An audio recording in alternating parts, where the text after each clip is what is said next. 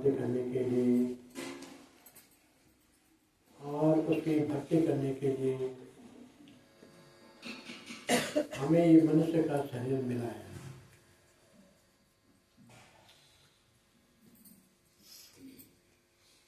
मनुष्य का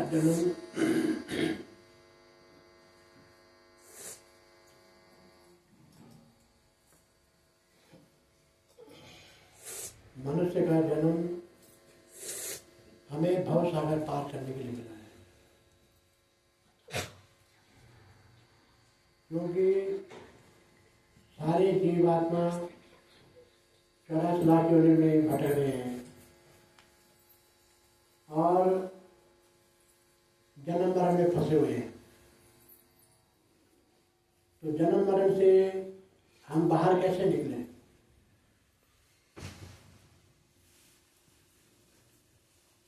जो जन्म मरण से हमने बाहर निकलना है तो तभी जाकर के हमें सुख मिल सकता है, शांति मिल सकती है। हर एक इंसान आज सुख शांति के लिए भटक रहा है। हर कोई चाहता है कि हमें सुख मिले, शांति मिले। सुख शांति की ढूंढ में हम दिन रात भटक रहे हैं। कोई चिंता कर रहा है धन दौलत की, कोई प्यार की, कोई मोहब्बत की, कोई खाने की, कोई अनाज की, कोई बच्चों की, कोई रिश्तेदारों की। और दिन रात हमारा मन जो है भटक रहा है।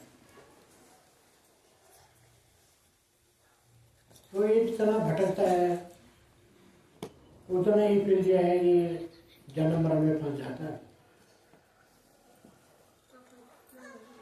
कहा है मन के जीते जीत है, मन के हारे हार। जब तक हमारा मन हमने जीत नहीं लिया, जब तक हमने अपने मन को कंट्रोल नहीं करा, तब तक हमारा जो हमें सुख शांति नहीं मिलती। इस संसार में दो रास्ते हैं। एक संसार का रास्ता है कि हम संसार में फंसे रहें, अनंत काल तक, जन्म जन्मांतर तक हम इस संसार में रहें। कभी मनुष्य शरीर मिले तो फिर उसके बाद जो है और जीव जंतु में चले गए, गाय में चले गए, गाय में चले गए, पशु पक्षियों में चले गए, वनचर, थलचर, वायुचर। कभी जल के पक्षी, जल के जीव जंतु बन गए, कभी मछली बन गए, कभी मत्स्य बन गए, कभी मगरमच्छ बन गए, कभी कुछ बन गए। ऐसे जो है वायुमंडल के जीव है, कभी पक्षी बन गए, कभी और चीज बन गए, कभी पेड़ पौधे बन गए, कभी शेर बन गए, कभी बाघ बन गए। हर एक जीव के आगे घेरने। ये बहुत बड़ा गहरा विषय है अगर कोई समझे तो, कि आज हम मनुष्य हैं लेकिन इसके बाद हमें मनुष्य शरीर मिलने वाला नहीं है। क्या है कि पत्ता टूटा डाल से मेरे कौन उड़ाए, आपके बिछड़े करने लगे दूर पड़े हम रहे। जैसे पत्ता पेड़ से टूट जाता है, नहीं छोड़ा, शांत हो, सच जरूर ध्यान सुनो। जैसे पत्ता एक बार पेड़ से टूट जाता है और हवा उसको उड़ा के ले जाती है, तो फिर वो पत्ता दोबारा पेड़ में नहीं लगता। पत्ता टूटा डाल से ले गए और उड़ाए, हल्के बिछड़े करने लगे दूर करे हम जाए। एक बार जो पत्ता टूट जाता है, एक बार पत्ता जो हवा में उड़ जाता है, वो दोबारा पेड़ में नहीं लगता। तो ठीक इसी प्रकार से हमारा मनुष्य शरीर है। एक बार ये छूट जाता है, एक बार अगर ये छूट जाता है तो फिर तुम्हारा मनुष्य शरीर मिलता नहीं। चाहे कोई लाख उपाय कर ले, लाख कोशिश कर ले, करोड़ों का दान कर ले, अरबों खरबों का दान कर ले, सारी जिंदगी भर वो किसी की भी सेवा करता नहीं, किसी भगवान की, किसी की, लेकिन जब तक उसको परमात्मा दे जाने का रास्ता नहीं मिलता, उसे जो है 84 लाख में से कोई बचा नहीं सकता। चाहे आप कितने अच्छे कर्म करो, चाहे कितने बुरे कर्म करो, पर दोनों का फल पाने के लिए हमें इसे संसार में आना पड़ता है। आप कभी राजा महाराजा बन जाओगे, कभी आप बहुत बड़े नेता हैं, बहुत बड़े धनवान व्यक्ति बन जाओगे, कभी आप निर्धन बन के आ जाओगे, कभी कुत्ता बन के आ जाओगे, तो कभी जो है राजा महाराजा बन के आ जाओगे। लेकिन घूमना इसी संसार में पड़ेगा।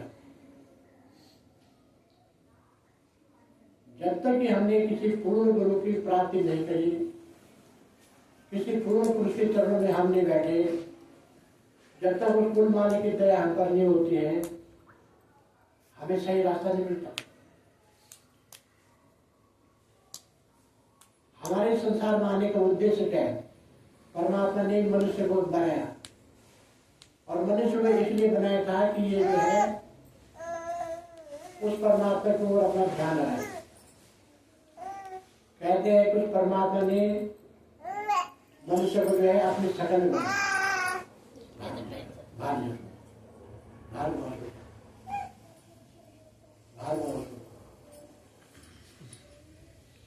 कहते हैं कि परमात्मा ने जो मनुष्य है उसे अपनी शकल में बनाया। क्यों बनाया है? कि ये परमात्मा को प्राप्त कर सके। हमारे मनुष्य शरीर के लिए कहा गया है नर नारायणी देह। नर नारायण देह मतलब कि नर इसमें है और नारायण इसी के अंदर है। वो परमात्मा भी हमारे अंदर ही है और नर में हम नर है, नारायण हमारे अंदर है, तो इसलिए इसको नर नारायणी देह का है। लेकिन अगर हमने उस नारायण को उजागर नहीं करा, हमने उस नारायण को हमने प्रकट नहीं करा, हमारा मन जन्म बेकार चला जाता है। करोड़ों अरबों खरबों असंख्य जन्मों के बाद, असंख्य युगों के बाद कहीं मनुष्य जन्म फिर मिलेगा, पर कोई कह नहीं सकता कि मनुष्य जन्म मिलेगा कि नहीं मिलेगा। क्योंकि कभी सामने को बका है कि पत्ता टूटा दाल से ले गए और उड़ाए, अब के विषय कब मिलेंगे जब दूर पड़े हम जाए। अगर दोबारा हमको मनुष्य नहीं मिलता ही नहीं दूसरा मनुष्य, दूसरी बार एक मौका नहीं मिलेगा तुम्हें दूसरा मनुष्य मिल जाए। ये भ्रम है, ये भूल है। एक बार ये मौका हाथ से निकल गया तो फिर हाथ में आता है। कहने का मतलब क्या है कि इस संसार में आकर के हमने अपने आत्म तत्व का समाधान नहीं ढूंढा। हमने अपने आत्मा पर, अपने जीवात्मा पर हमने दया नहीं करी। इसको हमने अपने घर में पहुंचाया तो हमें कहीं सुख शांति नहीं मिलती। आपने देखा होगा किसी का बच्चा है, अगर वो कहीं गुम हो गया, बाहर चला गया, और जब तक बच्चा घर नहीं आता, माता पिता को चिंता रहती है कि हमारा बच्चा घर नहीं आया। माता पिता उसके लिए लालच करते हैं कब हमारा बच्चा घर आएगा। तो ठीक इसी प्रकार से हम परमात्मा से बिछड़ करके हम यहाँ आए थे, लेकिन हम यहाँ काल के जाल में फंस गए। हम काल के जाल में फंस गए, हम यहीं के मोह में फंस गए, हम यहाँ की ममता में फंस गए, हम यहाँ के प्यार में फंस गए। हमारे को जो है काल ने जाल में फंसा दिया। जब तक हम अपने घर नहीं जाते हमें शांति नहीं मिलती। शांति का मतलब क्या है कि हम दोबारा अपने घर चले जाएंगे तो हमारा जन्म मरण खत्म हो जाएगा। हमको दोबारा इस संसार में नहीं आना पड़ेगा, हमें दोबारा जन्म में नहीं आना पड़ेगा। किसी का बच्चा बन के, किसी का पिल्ला बन के, किसी का कुत्ता बन के नहीं आना पड़ेगा।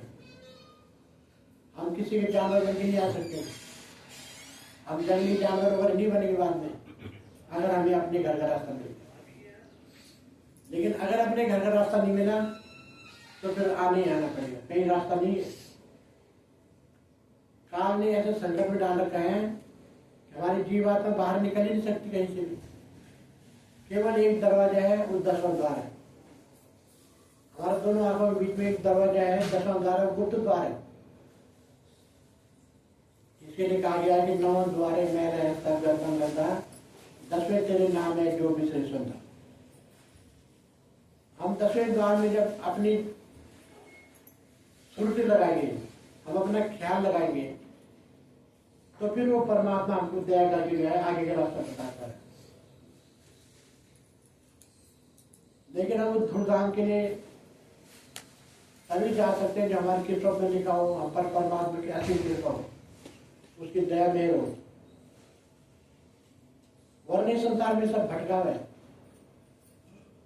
कहीं पैसे का लालच है, कहीं नौकरी का लालच है, कहीं बच्चों का लालच है, कहीं मकान का लालच है, कहीं धन दौलत का लालच है। पूरा संसार लालच से भरा हुआ है। लेकिन हमें अपने ख्याल की, अपने आत्मा की मुक्ति की किसी को चिंता नहीं है कि हम इनके काल के जेल खाने से हम बाहर निकले। ये काल महाकाल के जेल खाना है और इस जेल खाने में हम सब फंसे हुए। और संत महापुरुष इसलिए आते हैं कि भाई हमको इस जेल खाने से निकालना है, इस जेल खाने से हमें बाहर जाना है, हमें उस कुल मालिक के देश जाना है। अगर हमने अपने आप पर दया नहीं करी तो दूसरों पर दया करने से कोई फायदा नहीं होगा। हमने चाहे कितने लोगों की भला कर दिया, किसी को हमने पैसे दिया, किसी को हमने कुछ मतलब दान पुण्य करा, किसी को हमने कुछ दिया, सारे जिंदगी भर दान पुण्य कर रहे, लेकिन हमने अपनी जीवात्मा पर दया नहीं करी, हमने अपनी जीवात्मा को सही रास्ता नहीं बताया, तो दान पुण्य सब बेकार है। दान पुण्य करा है तो अगला जन्म आपको अच्छा मिल जाएगा, कोई बड़े जन्म मिल जाएगा। मैंने आप किसी के कहीं राजा महाराज मिले, कोई बड़ा अच्छी गुरु घर में पैदा हो जाएंगे, कहीं राजकुमार मिले, कोई बन जाएंगे। लेकिन इस संसार का कोई भी कर्म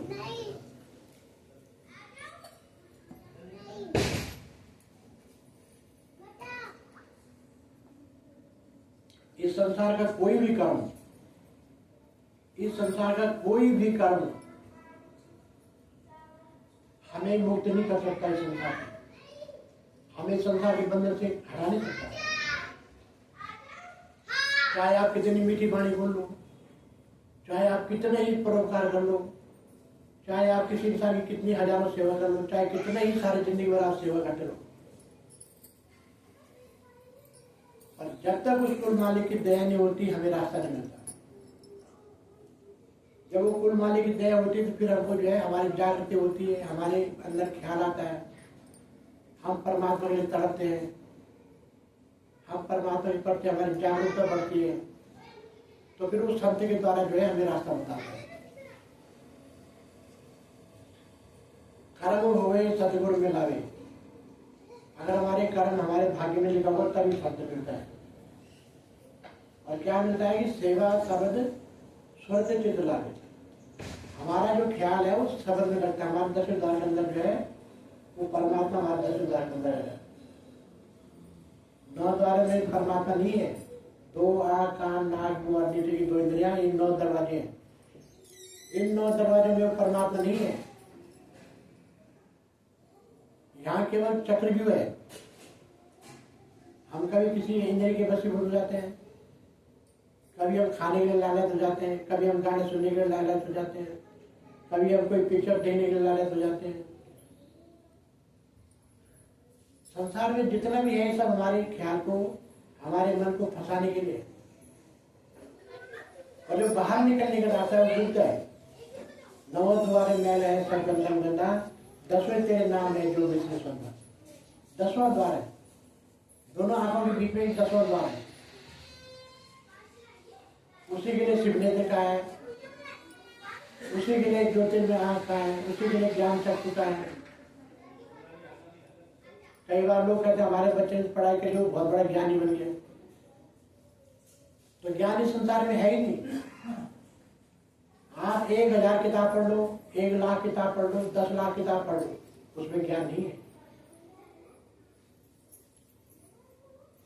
आप 10 साल का कोर्स करो, 20 साल का कोर्स करो, 50 साल का कोर्स करो, उसमें ज्ञान नहीं है। ज्ञान आपके 10वें द्वार के अंदर है। ज्ञान जो है वो आपके दसवें द्वार के अंदर है। और जब तक उस दसवें द्वार को खोल करके आप दसवें द्वार की भक्ति नहीं करते हो, दसवें द्वार के अंदर जाकर के अपने आत्म तत्व को नहीं पहचानते हो, तो तब तक आप अनपढ़ी हैं, अज्ञानी। चाहे आप अमेरिका से पढ़ के आ जाओ, चाहे ब्रिटिश से पढ़ के आ जाओ, चाहे किसी भी देश से करके कितने हजारों कोर्स करके आ जाओ, लेकिन इस संसार में ज्ञान नहीं है। इस संसार में कहीं ज्ञान नहीं है, क्योंकि ज्ञान तुम्हारे दसवें द्वार के अंदर है। दसम द्वार जिसके लिए बोला शिव नेत्र, जिसके लिए बोला दिव्य चक्षु, जिसके लिए बोला ज्ञान चक्षु, उस दसवें द्वार में जहाँ तुम चंदन का टीका लगाते हो, जहाँ तुम पिटाई लगाते हो, यहाँ पर एक बाल के बराबर छिद्र है, उसको बोलते हैं दसवें द्वार। जब हमारा ख्याल वहां पलटता है तब एक ज्ञानी बनता है। जो दसवें द्वार के जो आदमी भक्ति करता है, वो चाहे एक अक्षर न पढ़ो, उसे लिखना पढ़ना नहीं आता है। जो दसवें द्वार की भक्ति कर रहा है, जो दसवें द्वार जाकर के अंदर जा रहा है, खंडों ब्रह्मांडों में मालिक के देश जा रहा है, जिसने अपने आत्म तत्व को पहचान लिया, जिसने ब्रह्म को पहचान लिया, वो बिल्कुल अनपढ़ है। उसे लिखना पढ़ना नहीं आता, उसे गणित नहीं आती, इंग्लिश नहीं आती, कुछ नहीं आता। लेकिन वो जो 100 साल की ट्रेनिंग करके जो पढ़ा लिखा इंसान है, उससे बड़ा है। कौन बड़ा है? जिसको दसवें द्वार का ज्ञान है।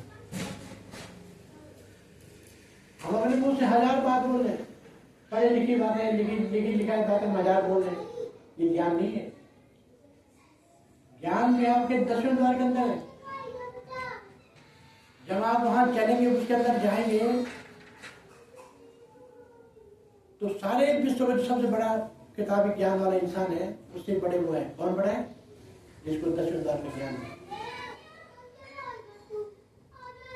कवि साहब ने कहा है कि 4:18:9 पढ़े, 4:18:9 पढ़े, खटपट खोया मूल, और सूरत शब्द चीने बिना जो पंछी तड़ो। हमने हमारी सूरत में हमारा ख्याल है, जो हमारी सूरत है, जो हमारी इस आत्मा, इस शरीर का जो मालिक है, वो हमारी आत्मा है। और हमारे अंदर दसवें द्वार के अंदर शब्द हो रहा है। शब्द मतलब आवाज, उस मालिक की आवाज हमारे दसवें द्वार के अंदर हो रही है। जिसको बोला दिव्य वाणी, गुरुवाणी, जिसको बोला गीता। गीता मतलब हमारे अंदर एक गीता है। तो जो हमारे अंदर दसवें द्वार के अंदर जो अनंत वाणी हो रही है, वो अनंत वाणी है, वो अनंत पूजा हो रही है, निरंतर भक्ति हो रही है, निरंतर पूजा हो रही है, निरंतर जोत चल रही है, वहां निरंतर जोत जल रही है, वहां निरंतर प्रकाश हो रहा है। जब तक हमारे को वो आत्मज्ञान नहीं होता, इस संसार में कुछ नहीं है। ये तो हमारे कर्मों का जाल है। कोई कुछ कर्म लेके आ रहा है, कोई कुछ कर्म लेके आ रहा है, वो कर्म में घूम रहे हैं। कोई किसी ने तुमको देना है, किसी ने तुमसे लेना है। कोई बेटा बन के आ गया, कोई बेटी बन के आ गया, कोई बहन बन के आ गया, कोई माँ बन के आ गया, कोई कुछ बन के आ गया। लेकिन अंधकार में कुछ नहीं है। जैसे हम देखो, कोई रामलीला होती है या कुछ ऐसा होता है, मतलब जिसमें कोई राम बन गया, कोई रावण बन गया, कोई राजा बन गया, कोई प्रजा बन गया। और जब रामलीला खत्म होती है तो सबने अपने अपने कपड़े उतारे, सब अपने घर। न कोई राम, न राजा, न रावण, न जनता, न प्रजा, कोई कुछ नहीं है। सब अपना अपना रोल करने आए। ठीक है, जिस संसार में जो है हम अपना अपना रोल करने आ रहे हैं, अपना अपना कर्म निपटाने के लिए। किसी ने किसी को देना है, किसी ने किसी से लेना है। हमारा किसी ने किसी को पैसा मार दिया, 10 लाख, 20 लाख, 50 लाख मार दिया। अगले जन्म में वो जिसका मारा था वो बच्चा मुझे घर में आ गया, वो घर में आएगा, उससे ले लेगा सारा पैसा। अब बच्चे का प्यार वो सब देना पड़ेगा। ले बेटे, ये भी तेरा है, ये भी तेरा है। अब ऐसा करते बड़े बच्चों ने मेरे देना, तो तुम्हारे बच्चा पे सारे मैंने कर देना भी तेरा। ये संसार के लेने देने का, हम लेने देने के लिए आ रखे हैं। लेकिन मूल 4 18 9 पढ़े खटपट खोया मूल, 4 वेद, 18 पुराण, 9 व्याकरण और 6 शास्त्र। हमारे हिंदू धर्म में सबसे बड़े ग्रंथ यही है। 4 18 9 पढ़े मतलब 4 वेद, 18 पुराण, 9 व्याकरण और 6 शास्त्र। सबका ज्ञान हो जाएगा। वो सारी हमने कंठास्थ कर ली, सब हमको पढ़ना लिखना सब आ गया। क्या खटपट खोया मूल, मूल मतलब जो हमारा मूल था, जो परमात्मा देश हमने जाना था, हमने वो गंवा दिया। कितना पढ़ के क्यों? क्योंकि हमने उधर अपनी वृत्ति रखी नहीं, हमने वृत्ति अपने नीचे रखी। जहां से हमने मालिक की देश जाना था, खटपट खोया, उस मूल को हम भूल गए। मूल कौन है? मूल है वो परमात्मा। मूल है वो परमात्मा जिसने सारी सृष्टि की उत्पत्ति करी। मूल वो परमात्मा जिसने हमको तुमको बनाया। मूल है वो जिसने सूरज को बनाया। मूल है जिसने चांद सितारे को बनाया। मूल है जिसने सारी दुनिया को बनाया। हम उस मूल को भूल गए। 4 18 9 पढ़े खटपट खोया मूल। हम इस पढ़ाई लिखाई में उसको भूल गए। भाई ये पढ़ाई लिखाई तो यही छूट जाएगी। जैसे तुम मरोगे वैसे सब कुछ खत्म। जब बोलना तो आ जाएगा तब तक तुमको तुम बोल सकते हो कुछ भी। लेकिन उस मूल को भूल जाओगे। सुरत शब्द चीने बिना जैसे पंछी चढ़ूल। चढ़ूल एक पंछी होता है, अब वो जिसकी आवाज सुनता है वैसी आवाज निकाल देता है। तो कबीर साहब ने कहा है कोई एक चढ़ूल पंछी है, जिसने इतना ज्ञान ले लिया उसको उनका चढ़ूल पंछी। अब बताओ, जो दुनिया में सबसे ज्यादा पढ़ाई कर रहा है उसके लिए उनका एक चढ़ूल पंछी है। चढ़ूल का मतलब जो दूसरे की नकल करता है। हमने किताब पढ़ा, किताब को पढ़ा दिया, चढ़ूल पंछी नहीं बन गया। जैसा सब पढ़ा था हमने बस बोल दिया। लेकिन ये ज्ञान नहीं है। ज्ञान गूंगे का गुड़ है। गूंगा आदमी होता ना, और उसे अगर वो चीज मिल जाती, जैसे गुड़ खाता है तो वो हाँ मीठा हो रहा है, पर बोल नहीं सकता वो। ठीक दशम द्वार के अंदर जब हमारा ख्याल जाता है, हमारा सुरती चढ़ती है, हमारी वृत्ति जब दशम द्वार के अंदर जाती है, तो ये अपने घर का रास्ता देखती है। हमारे घर का रास्ता कितना पवित्र है, हमारे घर का रास्ता कितना अच्छा है। हम जब उस मालिक की दरबार में जाते हैं तो कितना दुलार होता है, वो कितना प्यार करता है, हमें कितनी शांति मिलती है। तो कहने मतलब मनुष्य जन्म जो है वो मुक्ति पाने के लिए मिला है।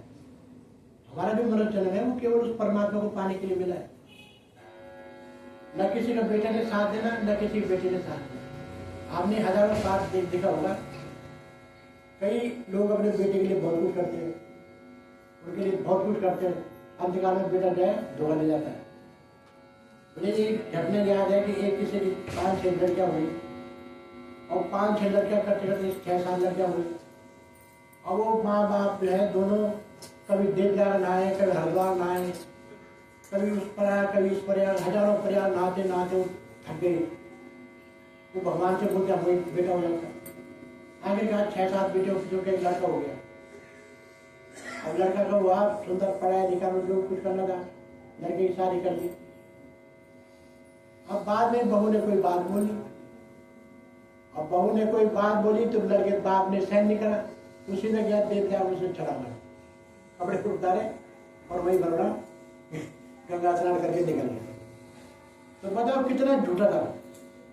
उस लड़के के लिए वो जिंदगी भर प्रयास करते रहे, कभी यहाँ नहा, कभी वहां नहा, कभी वहां स्नान कर, कभी वहां, कभी तंत्र कर, कभी मंदिर कर, देवता बचा, कभी वो भूत पूज, वो देवता पूज, प्राण पूज, पता नहीं जिंदगी उन्होंने ऐसे काट दी।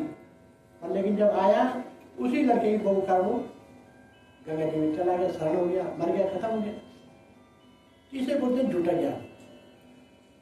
इस संसार में जो भी है सब झूठ है। तुम करोड़पति बन गए, अरबपति बन गए, कब तुम्हारा करोड़पति करोड़ों रुपए खत्म हो जाएगा कोई पता नहीं, कब तुम्हारे जेल से निकल जाए कोई पता नहीं। लेकिन जो तुम्हारे दशम द्वार का जो ज्ञान है, उससे बड़ा धन इस संसार में नहीं है। सबसे बड़ा धन तुम्हारे अंदर है। तुम्हारा जो दसवां द्वार है, इसके अंदर वो धन रखा हुआ है। उसे कोई चुरा नहीं सकता, उसे तुमसे कोई छीन नहीं सकता, उसे तुमसे कोई लूट नहीं सकता। उस धन के पीछे तुम्हारे करोड़ों रुपए हो जाएंगे खड़े, अरबों रुपए खड़े हो जाएंगे, लेकिन जो अरबों रुपए है वो उस ज्ञान को प्राप्त नहीं कर सकते। राजा महाराजा को उस धन को प्राप्त नहीं कर सकते। ईसा मसीह ने कहा है कि सुई के नाके में से ऊँट का निकलना आसान नहीं है। माने एक सुई के जो धागा डालते हैं उसको बोलते हैं नाका, तो सुई का छोटा सा नाका होता है हम धागा डालते हैं। कहते सुई के नाके में से ऊँट का निकलना आसान नहीं है, मतलब कि ऊँट नहीं निकल सकता उस छेद से। सुई का जो छेद होता है जिसमें धागा डालते हैं उसमें से ऊँट नहीं निकल सकता है, तो बात पक्की है। और ईसा मसीह ने कहा कि थोड़ी देर के मैं मान लूं कि ऊँट घुस गया, थोड़ी देर के लिए मैं मान लूं कि ऊँट उसमें से घुस गया, सुई का जो छेद होता है उसमें से ऊँट चला गया, असंभव है, लेकिन मैं थोड़ी देर के लिए मान कुछ संभव हो गया। लेकिन अगर कोई ये कह दे कि धनी आदमी उस परमात्मा देश में चला गया, कह रही मैं कभी नहीं मान सकता, मैं कभी नहीं मान सकता। कहते इसका मतलब क्या हुआ? जितना जितना धन आता है उतना उतना इंसान डूबता है, जितना जितना धन आता है उतना डूबता है, जितना जितना उसे मान सम्मान मिलता है उतना डूबता है, जितना जितना उस परिवार की बोलते से नाते पोते वाले हुए, तो ये हुआ, तेरे 4 बच्चे हुए, तेरे 6 बच्चे हुए, तेरे 10 बच्चे हुए, तेरे 15-20 नाते हुए, तो बहुत बड़ा आदमी, हर बड़ा आदमी के बाद उसे डूबने। जिस आदमी को 1 रस्से से बांधो, 2 रस्से से बांधो, 10 रस्से से बांधो, 20 रस्सों से बांधो, बताओ उसको कौन छुड़ा सकता है? जिसको 40 रस्सों से बांध रखा उसे कोई छुड़ा सकता है? ये संसार एक माया है, और हम माया में जितने जगत से जाते हैं उतने हम परमात्मा से दूर हो जाते हैं। हमें परमात्मा की शरणागत है तो हमें दक्षिण द्वार में जाना पड़ेगा, हमें दक्षिण द्वार की भक्ति करनी पड़ेगी, हमें गुरु की शरण में जाना पड़ेगा, हमें गुरु की सेवा करनी पड़ेगी।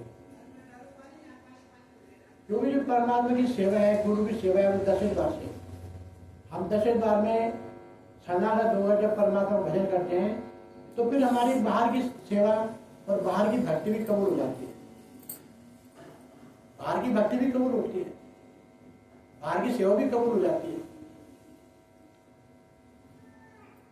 पर दक्षिण द्वार के अंदर नहीं है तो बाहर की सेवा कोई फायदा नहीं है, क्योंकि तो डुबाने के लिए हो जाएगी।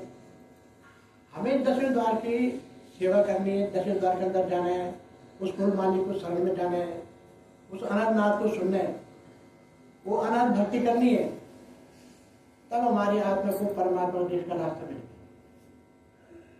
2 रास्ते हैं, एक ऊपर का रास्ता है, एक नीचे का रास्ता है। आप नीचे के रास्ते में रहोगे तो उसका कोई वारा पार नहीं है, उसकी कोई वैल्यू नहीं है, संसार में ढूंढ है।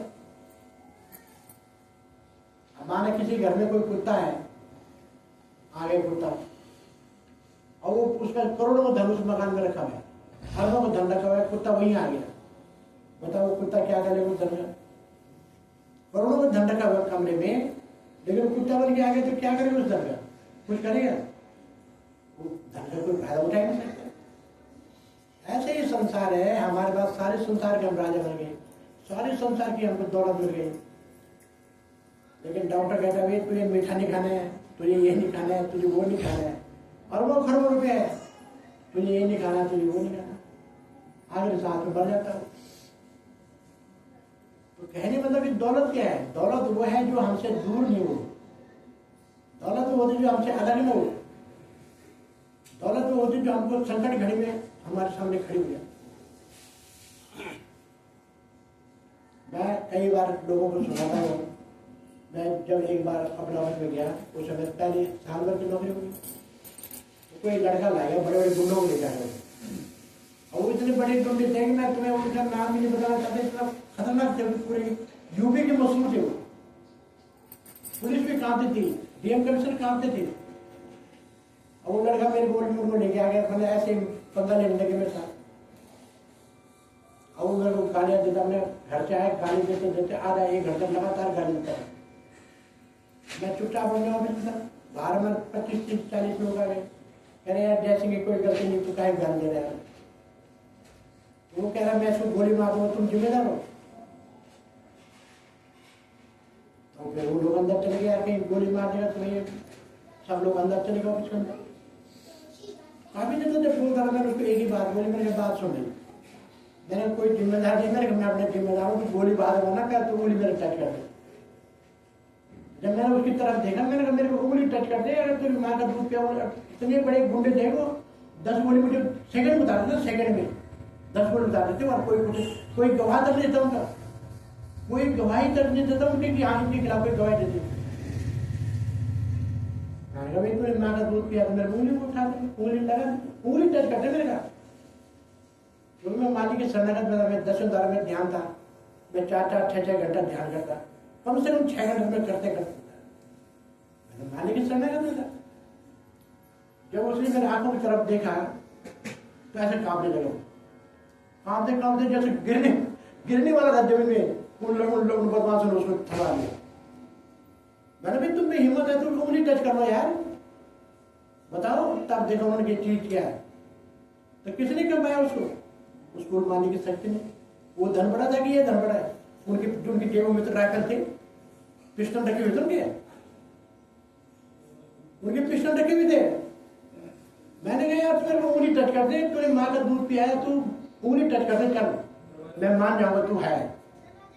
कांपने लगा, कांपा जब गिरने लगा तो फटाफट पकड़ा था, तो लेके उठा के सारे एक्सीडेंट वाले बोलने लगे मान गई यार, तुम्हारी हिम्मत भी कहाँ से आई? मेरे अंदर कहा यार, अपने दिल में सोचो मालिक की हिम्मत थी, हमारे गुरु महाराज की हिम्मत थी, कोई उंगली टच नहीं कर पाया। इसे बोलते सच्चा धर्म। मेरे पास 10 करोड़ होते वो कुछ नहीं आते मेरे काम, 10 करोड़ भी वो लूट के ले जाते, और जो रुहानी दौलत थी, जो सच्चा धन था, सब खा गए। ऐसे में जीवन में कई घटनाएं हैं, मैं एक दिन में कई घटनाएं बता सकता हूँ कि परमात्मा की ताकत एक अलग ताकत होती है। वो धन कभी कहीं पर कम नहीं होता। कहते हैं दिन बाणी आगरी चढ़े सवैरन, वो रंग चढ़ता रहता ऊपर। परमात्मा धन कभी कम नहीं होता है। कम कब होता है कि जब हम उल्टा काम करना शुरू करते हैं, जब हम गुरु की केयर से बाहर चले जाते हैं। अगर हम गुरु की केयर में खड़े हैं तो बाल न बागा कर सके जो जगदाई हो रही। मेरे जीवन में बहुत सारी घटनाएं हैं, और मैं आपसे एक बात कहना चाह रहा हूं कि हम इस संसार में आए हैं तो उस कुल मालिक की प्राप्ति करने के लिए आए। हम अपना लक्ष्य साध करके उस मालिक को प्राप्त कर लें, परमात्मा देश चल जाए। कोई भी शक्ति संसार के हमें परेशान नहीं कर सकते, चाहे भूत हो, प्रेत हो, कुछ भी हो। तुम्हें कोई एक रत्ती भर भी परेशान नहीं कर सकता। लेकिन अगर हमारा ध्यान 10वें द्वार की तरफ है, हम सच्चे ज्ञान से जुड़े। ये संसार पूरा अंधकार है, इस संसार में ज्ञान नहीं है। ज्ञान है जो केवल तुम्हारे 10वें द्वार के अंदर है, वो सच्चा ज्ञान है, वो मुक्ति देने वाला ज्ञान है, जो आपको अपने घर ले जाएगा, मालिक के घर ले जाएगा। हम कुल मालिक के घर जाएंगे, हमारी आत्मा जहाँ से आई थी ये वहाँ वापस हो जाएगी। हम अपनी आत्मा को वापस उस परमात्मा के घर भेजें जहाँ से नीचे उतर के आए। हम भी यहाँ सब विचरण कर रहे हैं, यहाँ ऐसे घूम रहे हैं, कुछ कर्मों को लेकर के आ रखे हैं। लेकिन उन कर्मों के आधार पर अगर हम परमात्मा भक्ति कर ले, हम उस परमात्मा से विनती करें कि हमें सच्चा गुरु मिल जाए, हम उस रास्ते को प्राप्त कर लेते हैं, तो फिर हमारी आत्मा मुक्त हो जाती है सदा सदा की। ये संसार में भी सुखी रहती है, यहाँ भी कोई कुछ नहीं बिगाड़ सकता, और वो परमात्मा के देश में चली जाती है। तो इतनी बात है कि मैं अपनी बात यहाँ पर समाप्त करता हूँ। आप लोगों ने मेरी बात बहुत ध्यान से सुनी, बहुत धन्यवाद। परम संत स्वामी श्री जयसिंह महाराज जी की, परम संत स्वामी श्री जयसिंह महाराज जी की, संत दिव्यानंद महाराज जी की, संत कृपाल सिंह महाराज जी की, बाबा सावन सिंह महाराज जी की, बाबा जयमल सिंह महाराज जी की, बाबा श्री सिद्धदयाल सिंह महाराज जी की, दुर्ग साचे दरबार की जय। तुम ठाकुर तुम से अरदास, तुम ठाकुर तुम से अरदास, जियो पिंड सब तेरी रास, जियो पिंड सब तेरी रास। तुम मात पिता हम बालक तेरे, तुम मात पिता हमें बालक तेरे। तुम्हारे कृपा में सुख गनेरे, तुम्हारे कृपा में सुख गनेरे। कोई न जाने तुम्हारा अंत, कोई न जाने तुम्हारा अंत।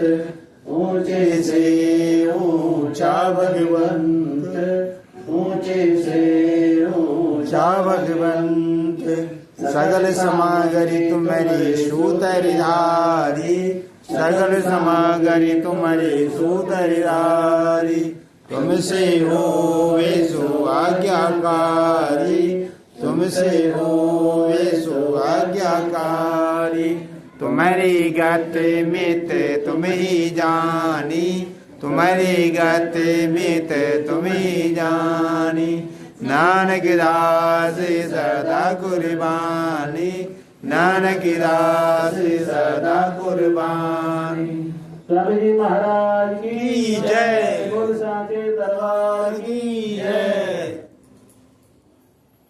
आप सभी भाई बहन प्रसाद ग्रहण